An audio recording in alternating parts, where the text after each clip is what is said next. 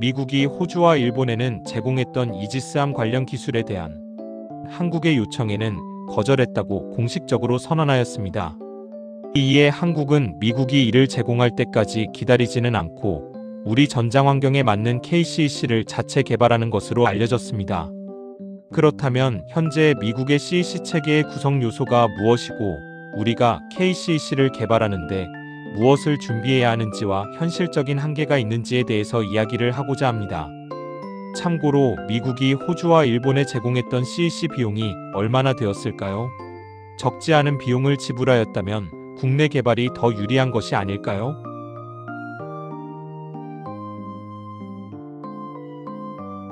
CEC는 코어퍼레이티브 엔게이지먼트 케이퍼빌러티로 한글로 번역을 하면 협동교전 능력이라고 합니다. 이것은 다수의 함정이나 항공기의 센서로부터 획득한 표적 데이터를 실시간으로 어느 플랫폼에서도 발사가 가능한 데이터로 변환하여 제공함으로써 직접 접촉하고 있는 아는 표적에 대해서도 요격을 가능하게 해주는 네트워크형 화력 통제 체계라 할 수 있습니다. 즉 CEC를 탑재하고 플랫폼들이 데이터 링크를 통해 센서의 원시 자료를 공유하면 각 플랫폼의 합성 표적 처리 장치가 동일 알고리즘으로 하나의 합성 표적을 만들게 되고 이 표적에 대해서 원격으로 교전을 가능하게 해주는 것입니다. 한국이 CEC 체계를 개발하려고 한다면 미국의 CEC 체계의 구성을 먼저 알아야 할 것입니다. 미국의 CEC 체계의 구성은 세 가지 기능으로 요약할 수 있습니다. 첫째, ANUSG-2 브라보 데이터 분배 시스템입니다. 이 장비는 CEC의 심장부와 같습니다. 함정과 항공기, 지상망에 설치되어 있는 각 플랫폼이 탐지한 레이더 원시 데이터를 초고속으로 주고받으며 이 데이터를 웨폰 퀄러티, 즉 바로 쏠 수 있을 만큼 정확한 데이터로 가공해 전송해주는 역할을 수행합니다. 둘째, CDA와 CDL로 CEC 데이터 안테나와 링크입니다. 이 장비는 위의 데이터를 실제로 주고받는 고속통신 장치를 말합니다. 링크 16보다 수십 배 빠른 속도와 매우 낮은 지연 시간으로 데이터를 주고받으며 고정밀 동기화 시계와 암호 모듈이 포함되어 있습니다. 셋째, 캡 생성기입니다. CEC가 만들어내는 합성 표적을 계산하는 두뇌로 각 플랫폼의 데이터를 모아 하나의 동일한 표적 지도를 만들어내는 역할을 수행합니다. 이 합성 표적은 이지스 전투체계나 E2D 조기경보기에 직접 입력되어 원격 교전이 가능해집니다. 결국 CEC는 첫째, 여러 눈의 데이터를 하나로 묶는 합성 표적 기능입니다. 둘째, 센서와 무기를 연결하는 초저지연 데이터 공유 기능입니다. 셋째, 동일한 시간과 좌표를 맞추는 정밀 동기화 기능입니다. 그 다음은 미국이 CEC 체계 개발 시 그리고 호주와 일본에 CEC를 수출한 이후 시험 평가를 어떻게 했는가가 중요합니다. 그것은 우리가 KCEC를 개발하게 되면 반드시 필요하게 되는 것이기 때문입니다. 미국은 해상시험장을 하와이의 PMRF와 태평양 중서부 마셜제도 콰잘레인 로널드 레이건 시험장을 보유하고 있으며 이는 하와이 호놀룰루에서 남서쪽으로 약 3,900km 정도 떨어져 있습니다.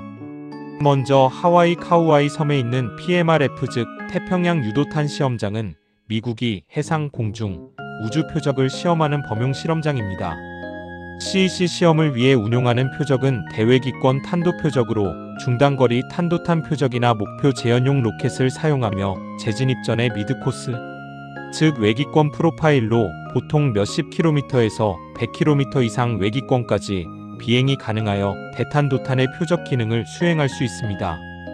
이 표적을 요격하는 방법은 시험함이 레이더로 표적을 획득하거나 위성이나 조기경보기 등 오프보드 센서 신호 트랙을 형성하면 이를 전달받은 이지스 전투체계가 요격 솔루션을 산출한 후에 탑재되어 있는 SM-3 미사일을 발사하게 되고 SM-3 미사일의 LEAP가 표적과 충돌 시의 요격 여부를 판정하는 절차로 진행이 됩니다. 이 시험장에서 여러 차례의 성공과 실패가 있었고 2018년 10월 26일 등은 PMRF에서의 SM-3-2알파를 발사하여 요격에 성공하였다고 보고가 되었습니다. 그 다음은 태평양 중서부 마셜 제도에 있는 로널드 레이건 시험장은 장거리나 탄도탄 관련한 핵심 시험장으로 특히 ICBM형 표적이나 중거리 탄도탄 시뮬레이터의 발사가 가능합니다.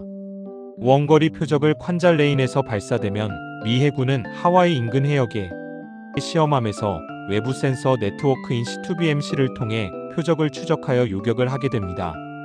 2020년 11월 16일에 SM-3 블록2 알파가 ICBM급 표적을 요격하는데 성공하였고, 이 시험은 외부 센서와 C2BMC 네트워크를 통한 원거리 발사의 개념을 검증하였던 중요한 사례였습니다. 그리고 2008년 2월 20일에는 미 해군이 SM-3를 써서 고장난 위성인 USA-193를 파괴했던 작전명 번트 프로스트에서는 SM-3 미사일이 실제 표적에 대한 파괴 작전의 사례로 기록되었습니다. 표적인 인공위성은 고도, 속도, 궤적이 기존 탄도탄과는 달랐지만 SM-3 미사일의 외기권 충돌 개념 커넥티키를 적용해서 요격에 성공한 사례로 SM-3의 실용성과 다목적성, 즉 탄도탄뿐 아니라 우주 표적 대응 가능성을 보여주었던 사례였습니다.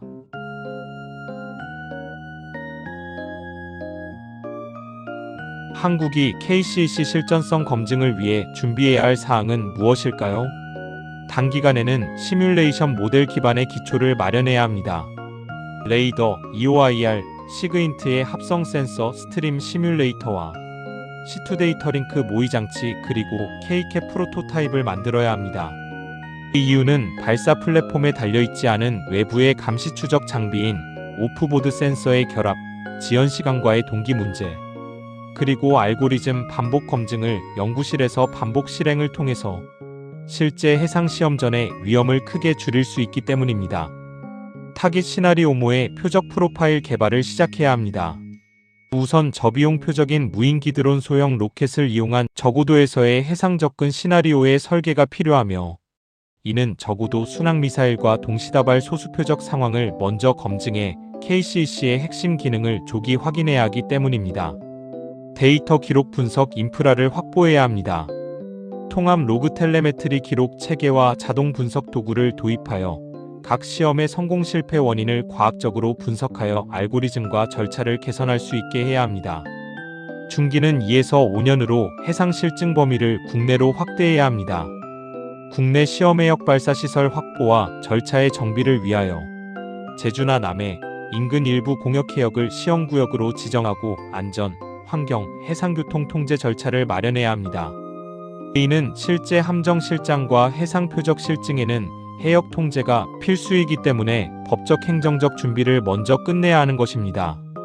모든 고난도의 시험은 국내에서 직접 수행하기가 어렵기 때문에 미 PMRF와 콴잘레인 등 우방 시험장과 협력 사용 협의를 병행하는 것도 하나의 대안이 되겠습니다. 표적 로켓 확보 또는 공동 사용을 위한 협정 체결을 준비해야 합니다. 자체 단거리 중거리 표적 개발 또는 해외 시험장 표적 이용 MOU 체결을 준비하여 SM-3급과 같은 미드코스 요격 성능을 검증하려면 위협 대표 표적이 필요하므로 동맹 시험장 협력을 병행해야 할 것입니다. 시험함 1에서 2척을 파일럿 실장용으로 지정 준비해야 합니다. 한 척에 KCC 파일럿 모듈을 장착하여 해상 시험을 수행하며 인터페이스 이슈와 실제 운영 절차를 조기에 발견하여 해결하는 데 필수적이기 때문입니다. 장기는 5년에서 10년으로 연합 연동과 대규모 실사격 검증을 준비해야 할 것입니다. 동맹과의 합동 실사격에 참여하기 위한 협의를 진행하여 미국 PMRF나 쾌잘레인 시험장 등에서의 합동 시험 참여 합의와 데이터 공유 보안 MOU를 체결함으로써 SM-3 블록2 알파급 또는 ICBM형 표적 검증이 국내 인프라로 수행하기 어려움을 동맹 시험장을 통한 실증으로 해결해야 합니다. 게이트웨이 기반의 점진적 연동 검증을 설계해야 합니다. 미 CEC와 완전 동형으로 연결하지 않고 제어형 브리지로 제한적 검증된 웨펀 퀄러티 데이터를 교환하는 시험 절차를 준비함으로써 기술 보안 통제 문제로 미 측이 곧바로 전면 연동을 허용하지 않을 가능성에 대비하여 단계적 연동으로 상호 신뢰를 쌓아야 할 것입니다. 전시 보급과 재장전에 대한 실증 체계를 확립하는 것입니다. 모항에서 재장전 프로세스를 위한 크레인, 인력 그리고 절차 검증과 유도탄 수송과 분산 저장 실험을 실시해야 합니다. A는 대규모 교전 상황에서 탄 수송과 재장전이 병목이면 아무리 좋은 검증 결과도 실전성으로 이어지지 못하기 때문에 물류 실증이 필수이기 때문입니다.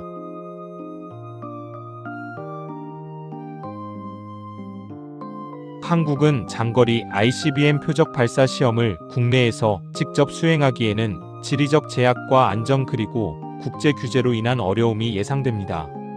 따라서 SM-3-2 알파급이나 ICBM급에 대한 검증은 동맹 시험장, 즉 미국의 PMRF나 퀘잘레인 또는 동맹과의 합동시험 참여로 해결하는 것이 현실적일 것입니다.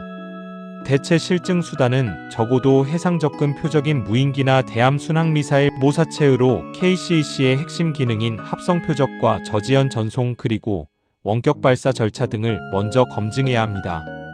그리고 관련법과 해상공역 통제, 어로 피해 영향, 그리고 국제 해상교통 통제 등 사전 행정 절차에 시간이 많이 소요되므로 조기에 관련 사항에 대한 착수가 필요할 것입니다.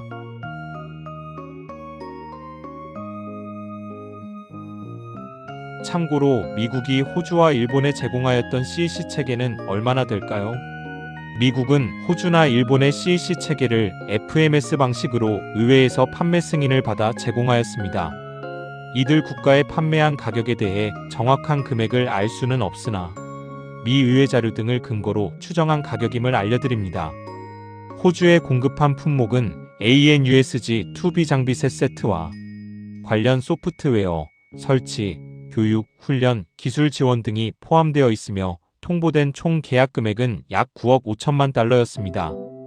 단가를 추정을 해보면 AN/USG-2B 장비 셋 세트의 통합교육 훈련 포함 전체 패키지이므로 단순 장비만 놓고 본다면 세트당 약 250에서 300만 달러 규모이며 여기에 통합시험 교육비를 제외하면 CEC 하드웨어 단품은 약 50에서 70만 달러 수준으로 추정됩니다. 실제로 미 해군 자국 내 조달에서도 CEC 장비인 USG-2B 단가가 한 척당 40에서 60만 달러 수준으로 보고된 바 있습니다. 호주의 FMS로 판매된 CEC 패키지는 총액 950만 달러로 2009년 1달러에 1,000원 기준으로 하면 하나로 약 9,500억 원이며 AN/USG-2B 셋 세트와 장비, 통합 교육까지 포함한 총 비용이며 세트 단가 환산 금액은 척당 약 250에서 300만 달러로 하나 2,500에서 3,000억 원으로 추정이 됩니다.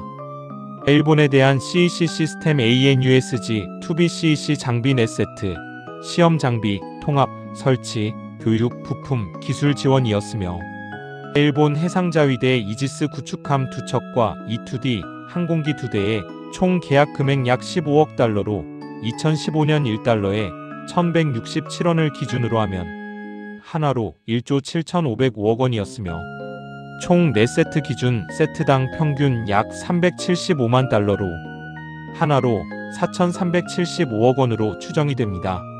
일본의 경우 함정 2척과 항공기 2대가 각각 CEC 네트워크에 들어가기 때문에 전체 설치비인 인터그레이션 시스템 책 비용이 높게 산정된 것으로 판단이 됩니다.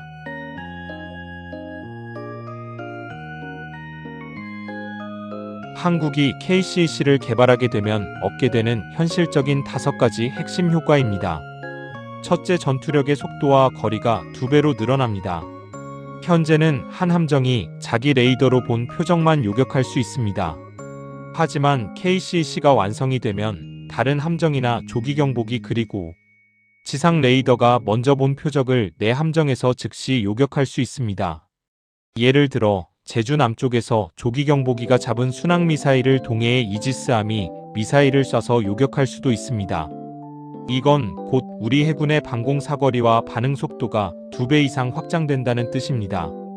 둘째, 동맹에 의존하지 않는 자주적인 네트워크 전투 체계를 갖게 되는 것입니다. 현재 CEC는 미국만이 완전한 기술을 보유하고 있고 동맹이라도 일부만 제공받는 상황입니다. 하지만 KCEC를 개발하면 미국의 승인이나 제한 없이 우리만의 데이터 링크 센서 융합 체계를 운용할 수 있습니다. 즉 전시에 미국 시스템이 닫혀도 우리 체계로 작전이 가능합니다. 이건 정보작전 주권을 지키는 매우 중요한 의미를 가집니다. 셋째, 해상 공중 지상의 통합 방공망으로 발전할 수 있습니다. KCEC는 단순히 함정만 연결하는 게 아닙니다. 지상 레이더, 공군 조기 경보기, 해군 이지스함, 그리고 향후 해상 초계기나 무인기까지 하나의 네트워크로 묶을 수 있습니다. 이것은 한국형 통합방공미사일 방어의 핵심 기반이 됩니다. 즉, 6회 공군이 같은 하나의 눈과 두뇌로 움직이게 되는 것입니다. 넷째, 기술 자립과 방산 수출의 기회가 생깁니다. KCC는 단순한 무기가 아니라 데이터 처리, 암호화, 저지연 통신, 융합 AI 알고리즘이 핵심입니다. 이 기술들은 민간 통신, 인공지능, 위성 데이터 처리 분야에도 활용할 수 있습니다. 국산 KCC 개발이 성공을 하면 향후 한국형 전투기인 KF-21 해상무인체계, 탄도탄 방어체계 등에도 응용할 수 있고 해외 중형 해군에 수출 가능한 네트워크 전투체계로 발전할 수도 있습니다. 다섯째, 동맹과의 신뢰도와 협상력이 커집니다. CEC 기술은 미 해군의 신경망이기 때문에 아무에게나 주지 않습니다.